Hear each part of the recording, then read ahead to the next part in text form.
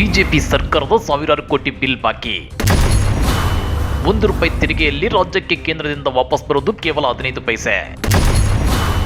ಕೇಂದ್ರ ಸರ್ಕಾರದ ಬಂಡವಾಳ ಬಿಚ್ಚಿಟ್ಟ ಸಿಎಂ ಸಿದ್ದು.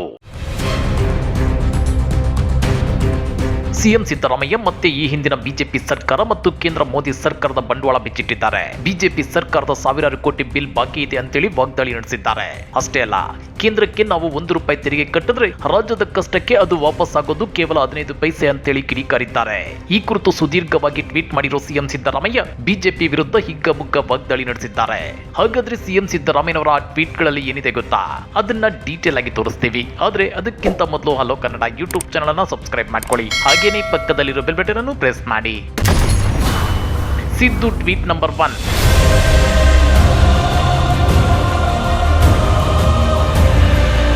ಬರ ಪರಿಹಾರ ಬಿಡುಗಡೆಗೆ ಕೇಂದ್ರ ಬಿಜೆಪಿ ಸರ್ಕಾರದ ಆರ್ಥಿಕ ದುಸ್ಥಿತಿ ಕಾರಣ ಅಂತೇಳಿ ಬಸವರಾಜ ಬೊಮ್ಮಾಯಿ ಅವರು ಹೇಳಬೇಕಾಗಿತ್ತು. ಬಾಯಿ ತಪ್ಪಿ ಕೇಂದ್ರ ಸರ್ಕಾರದ ಬದಲಿಗೆ ರಾಜ್ಯ ಸರ್ಕಾರ ಎಂದು ಹೇಳಿದಂತೆ ಕಾಣುತ್ತಿದೆ. ರಾಜ್ಯದ ರೈತರು ಬರಗಾಲದ ಬಾವಣೆಯಿಂದ ತತ್ತರಿಸಿ ಹೋಗಿದ್ದಾರೆ. ಬರಗಾಲದ ಕೆಲಸಗಳಿಗಾಗಿ 18,177 ಕೋಟಿ ರೂಪಾಯಿ ನೀಡಲು 3 ತಿಂಗಳಿನಿಂದ ಕೇಂದ್ರ ಸರ್ಕಾರವನ್ನ ಒತ್ತಾಯಿಸುತ್ತಾ ಬಂದಿದ್ದೇವೆ. ಪತ್ರವನ್ನು ಬರೆದಿದ್ದೇವೆ. ಇಲ್ಲಿಯವರೆಗೆ ನಯ ಪೈಸೆ ಹಣ ನೀಡಿಲ್ಲ. ಕೇಂದ್ರ ಸರ್ಕಾರದ ಇಂತಹ ಕಠಿಣ ನಿಲುವಿಗೆ ಒಂದು ಸನ್ಮಾನ್ಯ ನರೇಂದ್ರ ಮೋದಿ ನೇತೃತ್ವದ ಬಿಜೆಪಿ ಸರ್ಕಾರದ ದ್ವೇಷದ ರಾಜಕಾರಣ ಕಾರಣ ಇರಬಹುದು. ಇಲ್ಲದೇ ಇದ್ರೆ ಕೇಂದ್ರ ಸರ್ಕಾರದ ಆರ್ಥಿಕ ದುಸ್ಥಿತಿ ಕಾರಣವಾಗಿರಬಹುದು. ಅದೇನು ಅನ್ನೋದನ್ನ ಬೊಮ್ಮಾಯಿ ಅವರೇ ರಾಜ್ಯದ ಜನತೆಗೆ ಸ್ಪಷ್ಟೀಕರಣ ನೀಡಬೇಕು ಅಂತೇಳಿ ಸಿಎಂ ಸಿದ್ದರಾಮಯ್ಯ ಟ್ವೀಟ್ ಮೂಲಕ ವಾಗ್ದಾಳಿ ನಡೆಸಿದ್ದಾರೆ. Siddu tweet number 2. ಮಳೆಗಾಲ ಕಳೆದು ಹೋಗಿ ರಾಜ್ಯ ಬೇಸಿಗೆ ಕಾಲಕ್ಕೆ ಕಾಲಿಡುತ್ತಿದೆ. ಕಳೆದ 6 ತಿಂಗಳಿಂದ ಬರಪೀಡಿತ ಪ್ರದೇಶದ ರೈತರು ಕಡು ಕಷ್ಟದಲ್ಲಿ ಜೀವನ ಸಾಗಿಸುತ್ತಿದ್ದಾರೆ. ಬರಪೀಡಿತ ರೈತ ಕುಟುಂಬಕ್ಕೆ ತಲಾ 2,000 ಕೋಟಿ ರೂಪಾಯಿ ನಗದಿನ ಜೊತೆ ಸದ್ಯ ಇರೋ ಎಲ್ಲ ನೆರವನ್ನ ರಾಜ್ಯ ಸರ್ಕಾರ ನೀಡುತ್ತಿದೆ. ಅನ್ನಭಾಗ್ಯವೂ ಸೇರಿದಂತೆ ನಮ್ಮ ಗ್ಯಾರಂಟಿ ಯೋಜನೆಗಳಿಂದಾಗಿ ಜನತೆ ಕಷ್ಟ ನಷ್ಟದ ನಡುವೆಯೂ ಉಸಿರಾಡುವಂತಾಗಿದೆ. ಹೀಗಿದ್ರೂ ಕಟುಕನಂತೆ ವರ್ತಿಸುತ್ತಿರುವ ಕೇಂದ್ರ ಬಿಜೆಪಿ ಸರ್ಕಾರ ಪರಿಹಾರ ನೀಡದೆ ಸತಾಯಿಸುತ್ತಿದೆ ಅಂತೇಳಿ ಸಿಎಂ ಸಿದ್ದರಾಮಯ್ಯ ಕಿಡಿಕಾರಿದ್ದಾರೆ. Siddu tweet number 3. ಕೇಂದ್ರ ಬಿಜೆಪಿ ಸರ್ಕಾರದ ರಾಜ್ಯ ವಿರೋಧಿ ನೀತಿಯಿಂದಾಗಿ ತೆರಿಗೆ ಹಂಚಿಕೆಯಲ್ಲಿಯೂ ಕರ್ನಾಟಕಕ್ಕೆ ಅನ್ಯಾಯವಾಗುತ್ತಿದೆ. ಜಿಎಸ್ಟಿ ಪಾವತಿಯಲ್ಲಿ ಕರ್ನಾಟಕ ರಾಜ್ಯ ದೇಶದಲ್ಲಿಯೇ 2ನೇ ಸ್ಥಾನದಲ್ಲಿದ್ದರೂ ತೆರಿಗೆ ಹಂಚಿಕೆಯಲ್ಲಿ ಕೇಂದ್ರ ಸರ್ಕಾರ ಮಾಡುತ್ತಿರೋ ಅನ್ಯಾಯ ಈಗ ಜಗಜ್ಜಾಹೀರಾಗಿದೆ. ಸ್ಥಳೀಯ ಸಂಸ್ಥೆಗಳು ವಿಪತ್ತು ನಿರ್ವಹಣೆ ಮತ್ತು ಆರೋಗ್ಯ ಕ್ಷೇತ್ರಗಳಿಗೆ 2021-22ರಿಂದ 2023-24ರವರೆಗಿನ ಸುಮಾರು 3 ವರ್ಷಗಳ ಅವಧಿಗೆ 29,110 ಕೋಟಿ ರೂಪಾಯಿ ಬಿಡುಗಡೆ ಮಾಡಬೇಕಿತ್ತು. ಆದ್ರೆ ಬಿಡುಗಡೆಗೊಳಿಸಿದ್ದು ಕೇವಲ 11,449 ಕೋಟಿ ರೂಪಾಯಿ ಮಾತ್ರ ಅಂತೇಳಿ ಸಿಎಂ ಸಿದ್ದರಾಮಯ್ಯ ಅಂಕಿಅಂಶಗಳನ್ನ ಬಿಚ್ಚಿಟ್ಟಿದ್ದಾರೆ. Siddu tweet number 4. ವಿಪತ್ತು ನಿರ್ವಹಣೆಗೆ ಅನುದಾನದ ರೂಪದಲ್ಲಿ ಕೇಂದ್ರ ಬಿಜೆಪಿ ಸರ್ಕಾರವೇ ನಿಗದಿಗೊಳಿಸಿರುವ ಮಾನದಂಡಗಳನ್ನು ಆಧರಿಸಿ 15ನೇ ಹಣಕಾಸು ಆಯೋಗದ ಶಿಫಾರಸಿನಂತೆ 4,369 ಕೋಟಿ ರೂಪಾಯಿ ನೀಡಬೇಕಿತ್ತು.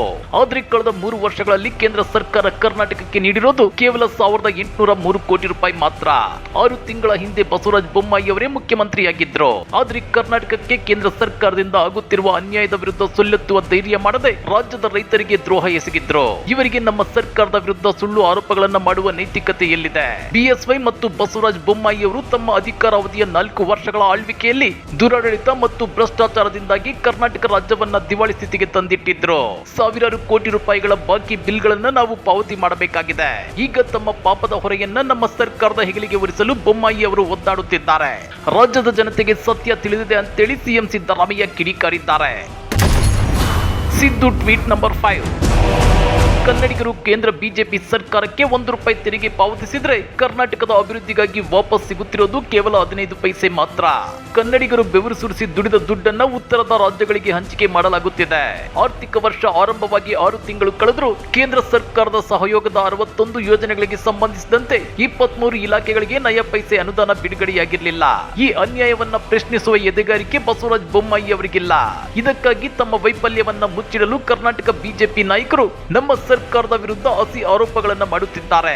ರಾಜ್ಯ ಬಿಜೆಪಿಯಲ್ಲಿ ಮೂಲೆ ಗುಂಪಾಗಿರುವ ಬಸವರಾಜ ಬೊಮ್ಮಾಯಿ ಅವರಿಗೆ ತನ್ನ ಅಸ್ತಿತ್ವವನ್ನ ತೋರಿಸಲು ಇಂತಹ ಹುಸಿ ಆರೋಪಗಳು ಅನಿವಾರ್ಯವಾಗಿರಬಹುದು ಅಂತೇಳಿ ಸಿಎಂ ಸಿದ್ದರಾಮಯ್ಯ ಸಾಲು ಟ್ವೀಟ್ ಮಾಡಿ ಬಿಜೆಪಿ ನಾಯಕರನ್ನ ತರಾಟೆಗೆ ತಗೊಂಡಿದ್ದಾರೆ. ಹಾಗಾದ್ರೆ ಸಿಎಂ ಸಿದ್ದರಾಮಯ್ಯನವರ ಈ 5 ಟ್ವೀಟ್ಗಳ ಬಗ್ಗೆ ನೀವೇನಂತೀರಾ? ಕಮೆಂಟ್ ಮಾಡಿ, ವಿಡಿಯೋ ಲೈಕ್ ಮಾಡಿ, ಶೇರ್ ಮಾಡಿ.